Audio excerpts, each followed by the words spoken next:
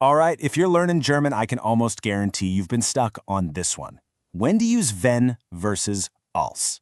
It is a classic hurdle. But don't you worry, in this short explainer, we are going to make this crystal clear for you.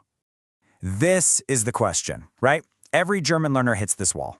You're looking at a sentence about the past and you just freeze. Is it als? Is it wenn?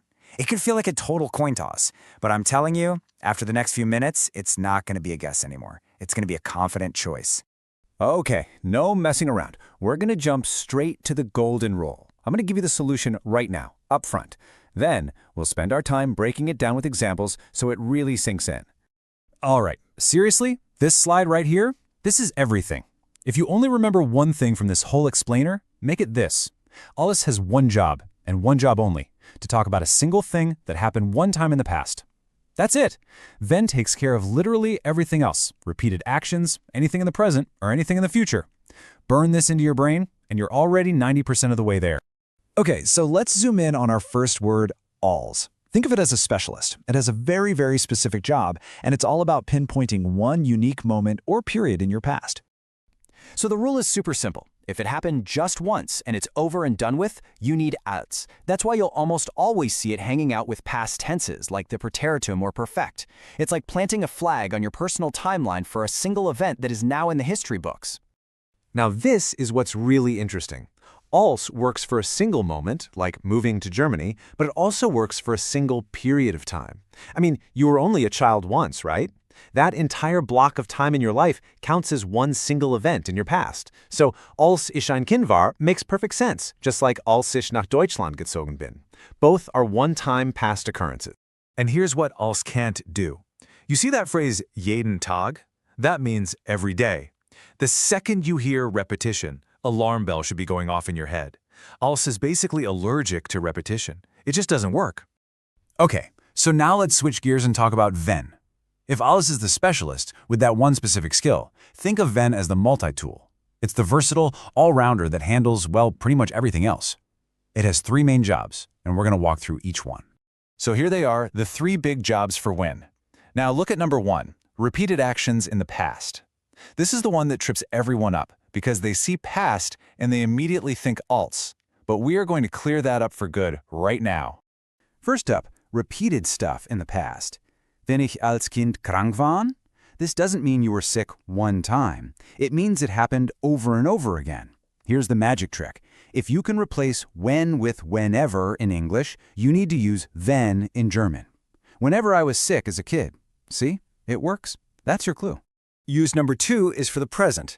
This one's a little easier. Think of it as a general rule or a condition. If this, then that. So, wenn es regnet, bleibe ich zu Hause isn't about one specific rainy Tuesday, it's a general fact about you. If it rains, I stay home. Pretty straightforward, right? And finally, use number three, the future.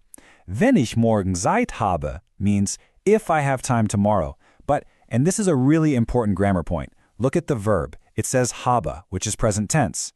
In German, even when you're talking about a future condition, the clause with wenn stays in the present tense. That's a big one to remember. All right, the theory is one thing, but seeing these two go head-to-head is where the light bulb really goes on. So let's look at how changing just that one little word totally transforms the meaning of a sentence, and then we'll check out some common slip-ups. This right here illustrates the whole thing perfectly. Both of these sentences are totally correct, grammatically, but they mean completely different things. Als ich in Berlin war means you had one trip to Berlin, a single event. But wenn ich in Berlin war means you've been there multiple times. It's that when versus whenever idea again. The first is about a single memory. The second describes a recurring pattern. Okay, let's break down these classic mistakes. First one, jeden Tag. We already know that means every day, which is pure repetition, so it has to be wenn. Easy. Second one, gestern angekommen, arriving yesterday. Did that happen more than once? Nope, it was a single event in the past, so it has to be als. See, the rule just works every single time. All right, we are in the home stretch now. Just one last but super important grammar rule that applies to both of these words, and then we'll wrap it all up with the main takeaway. Pay attention to this, because this rule is an absolute must. Als and wenn are what we call subordinating conjunctions. Now, don't worry about the fancy name. All you need to know is they have a superpower. They kick the verb to the very end of their clause. So you don't say, wenn ich habe Zeit. No way. You say, wenn ich Zeit habe. The verb gets punted to the end, always. So if you walk away with just one thought, let it be this. The real difference here isn't about past, present, or future tense. The real question is, how often did it happen? That's the secret key.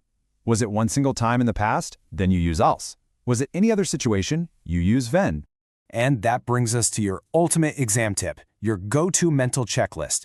Every single time you have to make this choice, just stop and ask yourself this one simple question.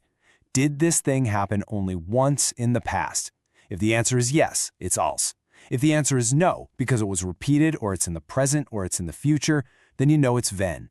It really is that straightforward. You've got this. Thanks for joining me for this explainer.